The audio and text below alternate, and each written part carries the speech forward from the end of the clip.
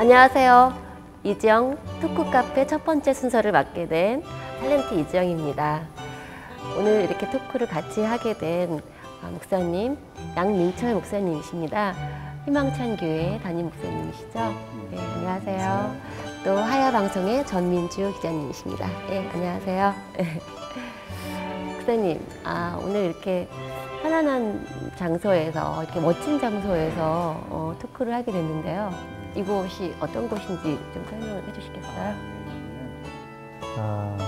프라움 악기 박물관이라고요. 네. 클래식 악기들이 많이 모여있고, 굉장히 옛날에 영화에서 막 봤던 그쵸. 악기들이 많이 있어요. 유럽의 한 명소인 것 같은 느낌이 들죠. 네.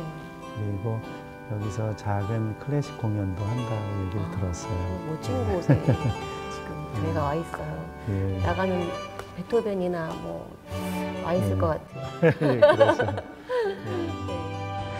정말 멋진 곳에서 멋진 이야기 나눠보도록 하겠습니다. 예.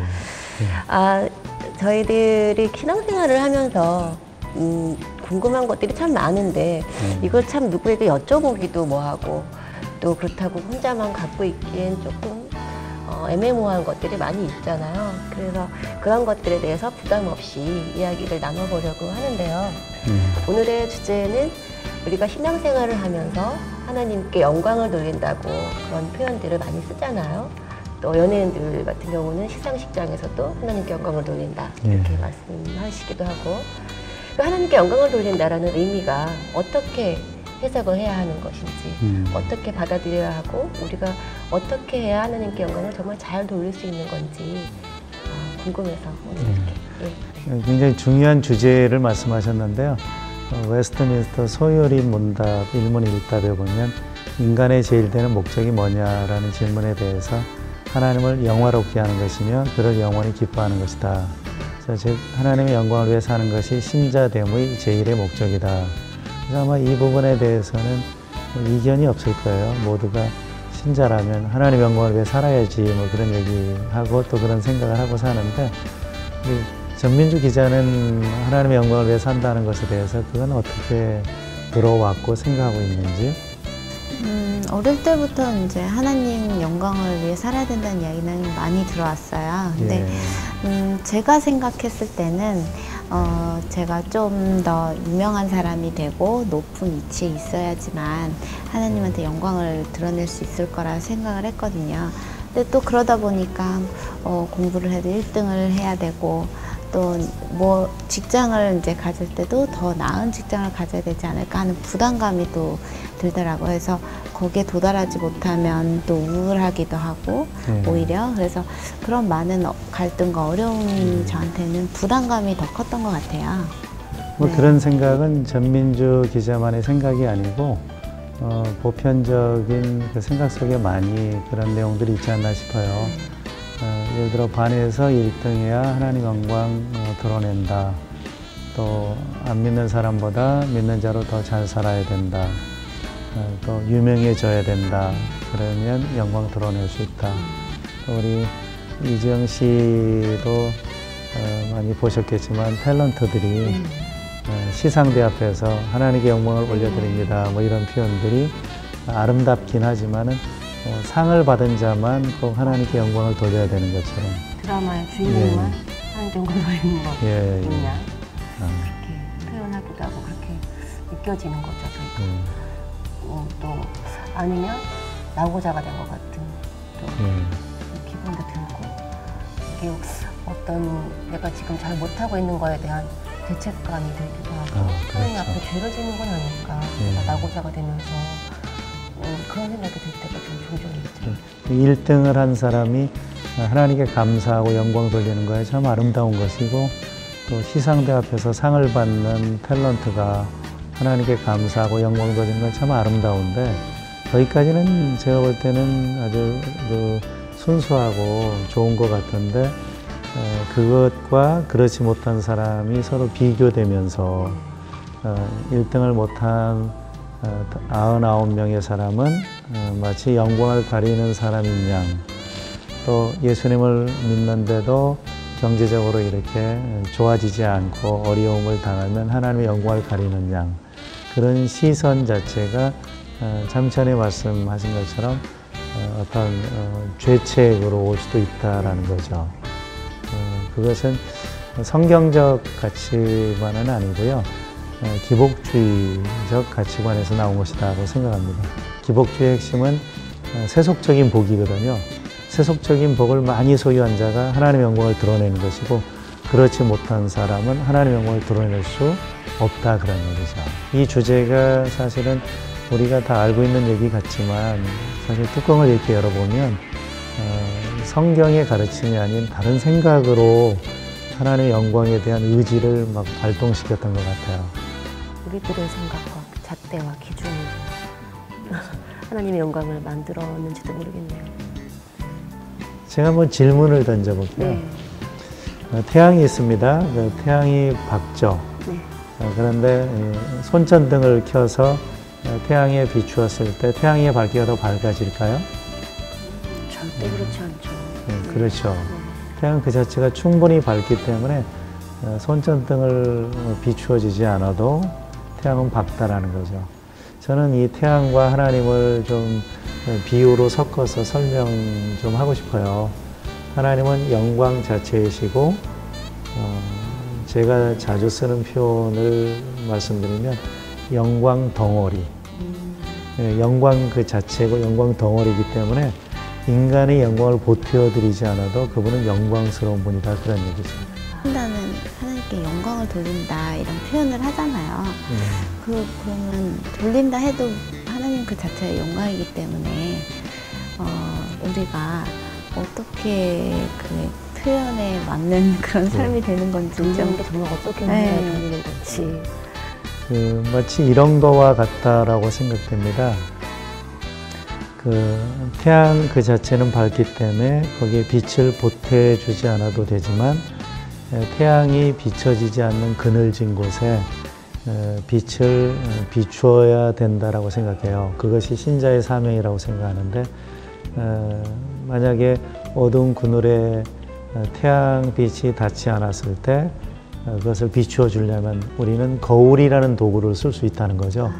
각도를 잘 맞추면 동굴 속에도 빛을 비춰줄 수 있는 것처럼, 하나님과 세상에서 우리가 중간자 역할을 하면서 마치 거울에 태양을 담듯이 우리의 삶에 하나님을 담아서 세상에 보여주는 것이, 이것이 세상 속에서 하나님의 영광을 드러냅니다 라고 저는 정의하고 싶어요.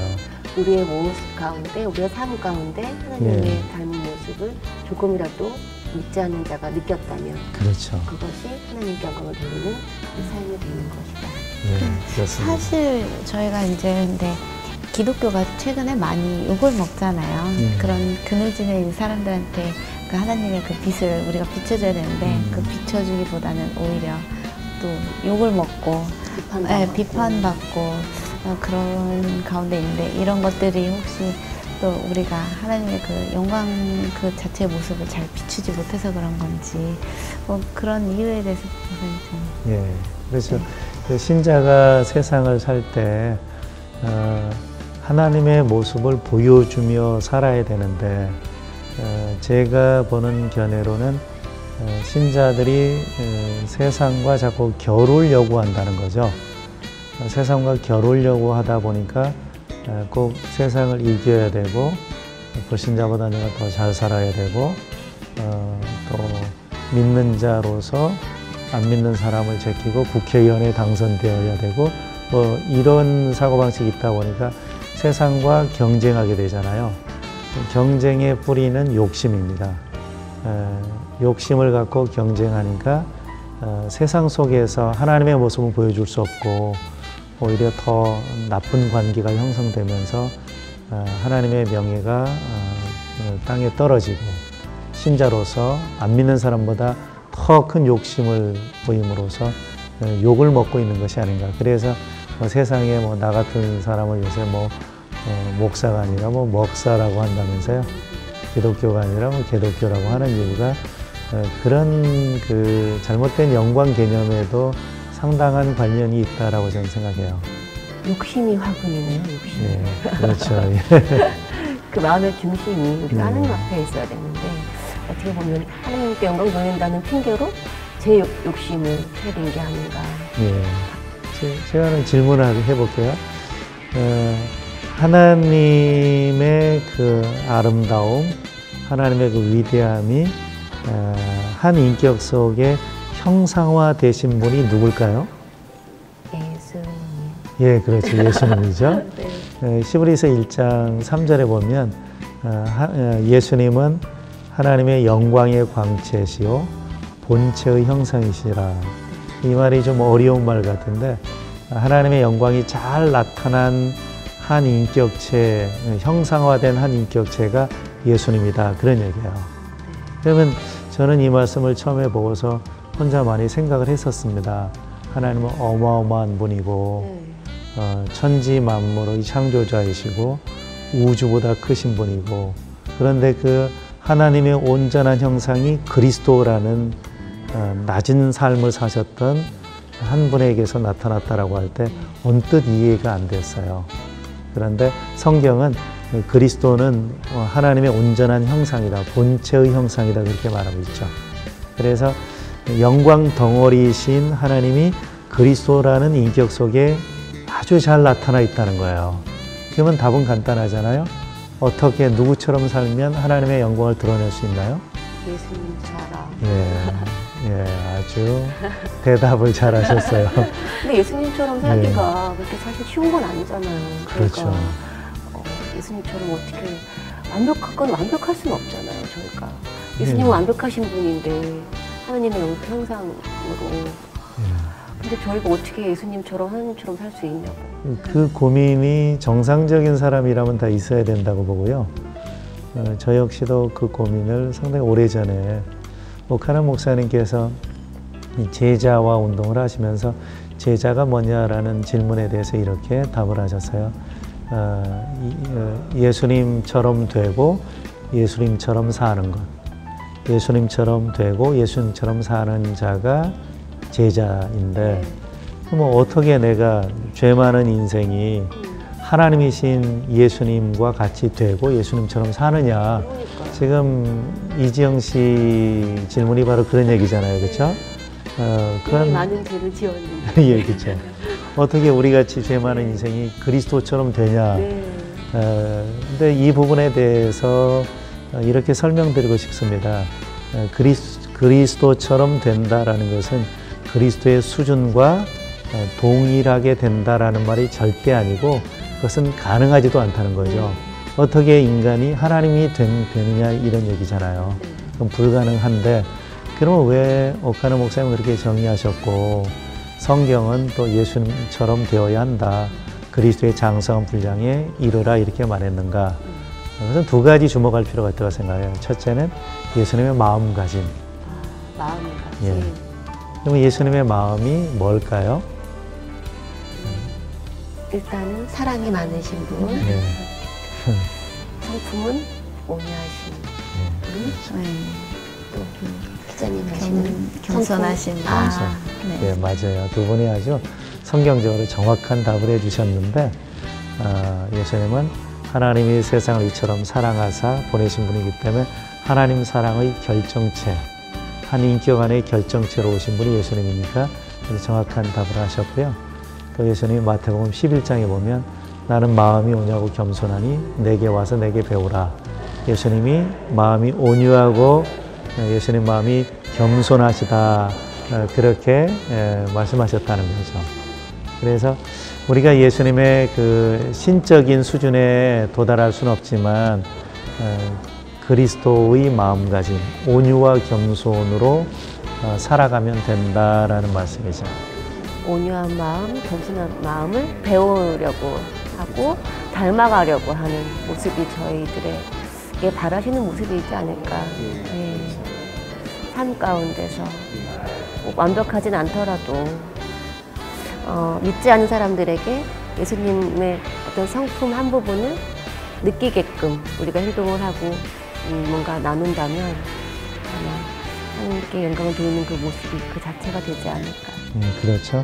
그것은 돈 많은 것과 관계가 없겠죠. 1등을 못해도 가능한 일이겠죠. 그렇죠. 예. 그러면 그 사람의 마음가짐, 그 성품이 삶의 태도로 나타나야 되기 때문에 성품에 집중하고 또 하나의 우리가 초점을 맞춰야 되는 것은 삶의 태도라는 거죠. 그리스도와 같이 되고 그리스도와 같이 산다는 것은 다시 말씀드리지만 그리스도의 수준에 도달한다는 것이 아니라 그리스도의 삶의 태도를 우리의 것으로 가져간다라는 거죠. 그러면 그리스도는 과연 어떤 태도로 삶을 사셨을까요? 그리스도의 태도가 나타난 몇 가지 사건이 있는데 십자가 사건을 예를 들 수 있겠죠.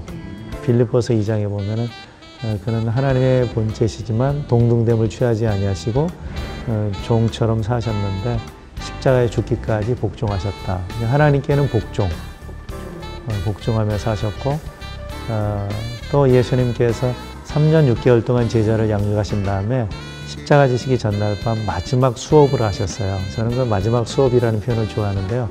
만찬석상에서 세숫대야에다 물을 떠오시고 수건을 두르시고 지극히 높으신 하나님의 아들이신데 그분이 제자들의 발 아래 높이로 낮아지셔서 그 제자들의 발을 씻어주셨다 그런 얘기죠. 굉장히 낮은 신분만 한다는. 예, 그렇죠. 그 당시 종들이 하는 일인데. 종들 중에서도 아주 낮은 신분이 그렇죠. 한다는 걸 좀 들었거든요. 예, 맞아요. 예수님께서 하셨다는 거죠. 제자보다 더 낮은 자리에서 제자의 발을 씻어주셨다는 거죠.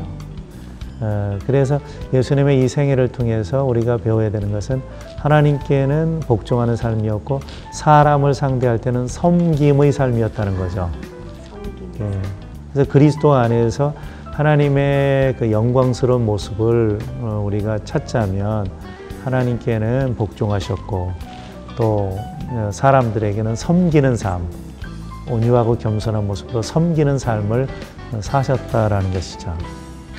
좀 마음이 편해집니다. 1등을 한 번도 해보지 않았기 때문에. 그래요? 네. 이건 저하고 똑같네요. 부담감이 좀 있었는데 그냥 내 생활 가운데에서 예. 예수님을 닮아가려고 하는 마음가짐만 조금 이렇게 쓴다면 그렇죠. 하나님께 영광을 돌릴 수 있는, 저도 될 수 있는 가능한 충분히 가능한 얘기죠. 네. 연기가 납니다. 네. 목사님 말씀 들으면서 우리 가정에서 집에서부터 맞아요. 그 그리스도의 모습을 가족을 좀 섬기는 일이 가장 힘든 것 같아요. 그렇죠. 산과 사람은 멀리 볼수록 좋다고 가까이서 보면 허물이 다 보이니까 가정 안에서 그리스도와 같은 자세로 살 수 있다면 이 사람은 정말 멋진 사람이겠죠. 그래서 저는 이렇게 생각합니다. 그 그리스도의 마음가짐과 삶의 태도 또한 쉽지 않다. 우리의 신앙은 완성된 게 없다고 봐요. 끊임없이 현재 진행형이니까 오늘 넘어질 망정 내일 일어나서 또 그리스도와 같은 섬김의 자세로 사는 것, 이것을 계속 반복하며 살아갈 때 그것이 우리의 한 인격이 되고 신앙 인격이 되겠죠. 그래서 조금씩 그리스도를 세상에 보여주는 거죠. 오늘 완벽하지 못하더라도 그렇죠. 좀 더 나아진 모습, 조금이라도 노력하는 모습, 하나님은 마음에 죽으시는 곳이니까 하나님께서 좀 더 도와주시겠죠. 노력을 한다면. 세상 사람들이 우리의 삶을 통해서 하나님의 모습을 봐야 되잖아요. 그게 영광 드러내는 거잖아요. 그렇죠. 그게 1등하는 것이 아니라는 거죠. 세상 사람들이 우리 이지영 씨, 또 전민주 기자의 삶을 통해 하나님을 봐야 되는데 하나님의 모습이 가장 잘 드러난 분이 예수님이라는 거고요. 예수님의 마음가짐과 삶의 태도를 통해서 세상에 우리가 그리스도를 계시하고 하나님의 모습을 보여주면서 그것이 하나님께 영광이 된다, 그런 얘기죠. 그러니까 하나님께 영광을 돌리는 삶이란 하나님의 마음을 품고 하나님을 우리가 반사할 수 있는 거울이 되는, 맞습니다. 대관이 되는 것이 하나님께 영광을 돌리는 저희가 될 수 있는 지름길이 되는 건 맞습니까? 아주 정리를 잘 해주셨어요. 제가 이해 잘 했습니까? 예, 아주 잘하셨어요. 이지영 토크 카페가 좀 이런 너무나 중요한 얘기, 그러나 우리가 덮어두고 나름대로 알고 있던 것들을 조금씩 꺼내어서 나누는 그런 자리로 발전했으면 좋겠어요. 네, 감사합니다. 기도 많이 해주시고요. 감사해요. 앞으로 기대가 됩니다. 네, 기도해주세요. 예. 네, 오늘 첫 번째로 나누었던 시간이었죠. 하나님께 영광을 돌리는 삶이란 어떤 것일까? 오늘 참 유익한 시간이었다고 생각이 됩니다. 여러분들은 어떠셨는지요? 지금까지 진행의 이지영, 또 함께 하신 목사님 양민철 목사님과 전민주 기자님이셨습니다. 또 다음에 뵐게요. 안녕히 계세요.